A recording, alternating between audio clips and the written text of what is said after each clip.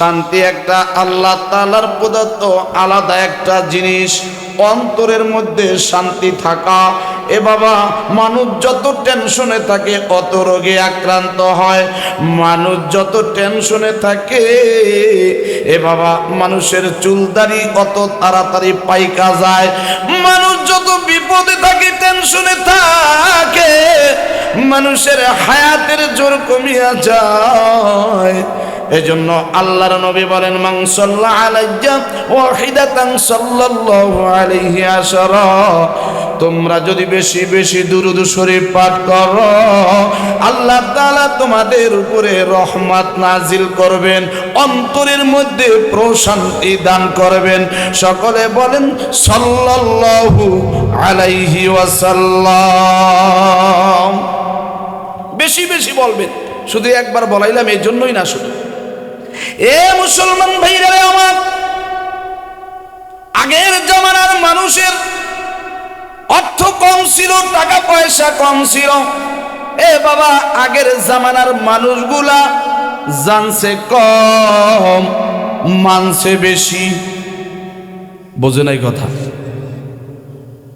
আগের জামানায় যদি যেই ব্যক্তি সূরায়ে ফিল পর্যন্ত অর্থাৎ আলাম তারা সূরা পর্যন্ত ভালো করে মুখস্থ কইতে পারছে, হেইলে বড় হুজুর ছিল। ঠিক না বে? ঠিক। আপনারা বলেন, আপনাদের আমলে আমাদের এলাকার বড় হুজুর কে ছিল? আপনাদের আমলে কোন? কি আপনাদের আমলে কি কোনো হুজুরই ছিল না মিয়া? ওই যে কেউ কন জনাব আলী হুজুর, কেউ কন রশিদ আলী, আর দুই একজনের নাম কন। আশা সেই সকল হুজুর ওই জামানায় বড় হুজুর ছিল। কিন্তু এ বাবা, মানুষ ওই সময় অতটা জানে নাই, বোঝে নাই। কিন্তু আমলের দিক পাকা ছিল, ঈমানটা বড় পাকাপোক্ত ছিল। ঠিক না বে ঠিক? এ মুসলমান ভাইরা আমার, আমি বলতে চাই, এই দেশে 25 বছর আগে কিসের ঘর ছিল? জোরে কন্যাকা।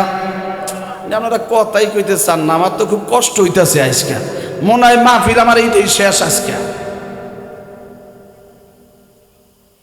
সিরিয়াল দেও দৌড় আস্তে আস্তে শিখলেই কই লইব না, জোরে কইতে হইব।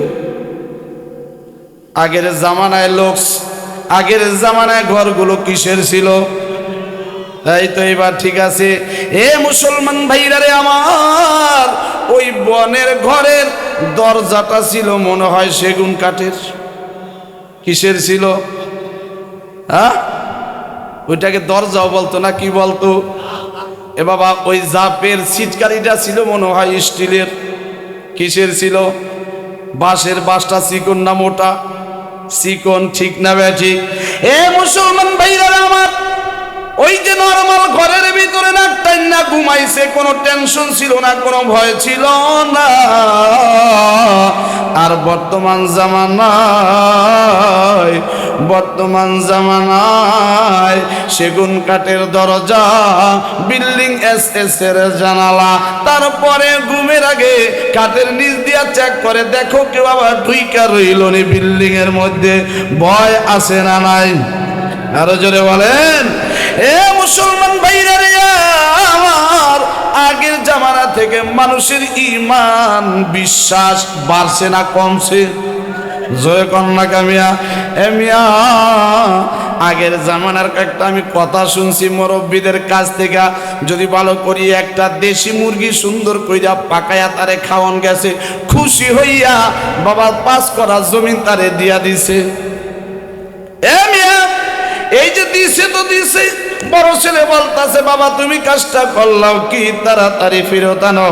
কয় না না, যেইটা হ বলছি ওইটা আমার জবান দিয়া কোনদিন না বলবো না। ঠিক না বেঠিক? এ মুসলমান ভাইরা রে আমার, আগের জামানার মানুষের জানছে কম মানছে বেশি, ঈমানটা বড় মজবুত ছিল।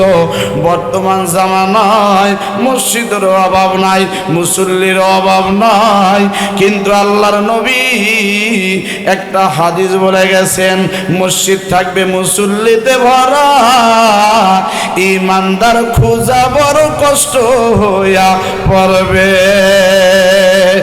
এ মুসলমান ভাইরা রে আমার আল্লাহ বলেন, ইয়া আইয়ুহাল্লাযীনা আমানুত্তাকুল্লাহ হাক্কা তুকাতিহি ওয়া লা তামুতুন্না ইল্লা ওয়া আনতুম মুসলিমুন। খাঁটি মুসলমান হইয়া কবরে আসবা, খাঁটি মুসলমান হইয়া কবরে যাইতে বলছেন কে? আরো জোরে বলেন। এখন আমরা নিজেরটা নিজে বুকে হাত দিয়া বলি, আমি কি খাঁটি না বেখাঁটি? আমি খাঁটি না বেজাইল্লা মুসলমান? আমার কাজের মধ্যে অবস্থা কি? আমার মিথ্যা বলার অভ্যাস, সুদ খাওয়ার অভ্যাস, ঘুষ খাওয়ার অভ্যাস, মানুষ ঠকাইনার অভ্যাস, এতিমের মাল আত্মসাৎ করার অভ্যাস। হে বাবা, জমি বিক্রি করি, ওখানে আবার দ্বিতীয়বার দাবি করি, আবার দোকানদারি ব্যবসা বাণিজ্য করি, মাপে কম দেই, আবার যদি কিনতে যাই আনার সময় বেশি আনি। কথা কয় না? এ মুসলমান ভাইরা রে আমার, আজকে আমাদের ধর্মীয় অনুভূতি নিয়ে চলি, উপরে সব কিছু ঠিক আছে, কাজে কর্মে কিন্তু আমাদের অবস্থাটা জটিল কঠিন। এ বাবা, আল্লাহ তাআলা বলেন, ওয়া ইন্নাকা লাআলা খুলুকিন আযীম। আমার হাবিবের বড় চরিত্র ছিল, সুন্দর চরিত্র ছিল, উত্তম আদর্শের নবী ছিল। নবীকে যদি কেউ একটা থাপ্পড় দিছে, আমার নবী খাপ কইরা তার হাতটা ধরছে, বাবা রে তুমি আমার গায়ে থাপ্পড় দিলা, তোমার হাতের মধ্যে ব্যথা পাইছো নি? আহারে তুমি আমার শুকনা শরীরে থাপ্পড় দিয়েছো। হাতটারে মেসেজ করছে আর বলছে, বাবারে তুমি আমার গায়ে থাপ্পড় দিছো, তোমার হাতের মধ্যে ব্যথা পাইছো নি? আর বর্তমান জামানায় যদি কেউ কেউ থাপ্পড় দেয়, আরে বাবা রে বাবা, উল্টা অ্যাকশন কয়, ও দিছে থাপ্পড় তুই দিবি ঘুষি, ও দেয় একটা তুই দিবি 10টা, আবার সাইডে তোর কথা বেটা মুখটা কি কস, হাত থাকতে মুখে কিসের? কথা ঠিক না বে ঠিক? হে মুসলমান ভাইরা রে আমার, আমরা তো ওই নবীর উম্মত যেই নবীর আদর্শের মধ্যে রহমত, যেই নবী কোন সাহাবীকে দেখলে সাথে সাথে দেখা হাসি দিয়া কথা বলছেন। আর বর্তমান জামানায় আমাদের মধ্যে কারো সঙ্গে যদি কোনো একটু বিভেদ ঘটে যায়, বাবা তার সঙ্গে কথা হয় না 1 বছর 2 বছর 3 বছর 4 বছর 5 বছর, আছে না নাই? এ বাবা, নবীর আদর্শ তো এইটা না। 3 দিনের বেশি যদি কেউ কারো সঙ্গে এ বাবা একই জায়গায় বাস করিয়া মুখ ফিরাইয়া রাখে, এরকম অহংকার হিংসা যদি কারোর মধ্যে থাকে, আল্লাহর নবী বলেন, লা ইয়াদখুলুল জান্নাতা মিসকালা হাববাতিন মিন খারদালিন মিন কিবির। ওই লোকটার ভিতরে কিবির, অহংকার, বিন্দু পরিমাণ, সরিষা পরিমাণ, জাররা পরিমাণ অহংকার থাকার কারণে তার রোজা, নামাজ, ইলম, কালাম, জিকির, আজকার, হজ, যাকাত কিছুই মাওলার দরবারে কবুল হবে না।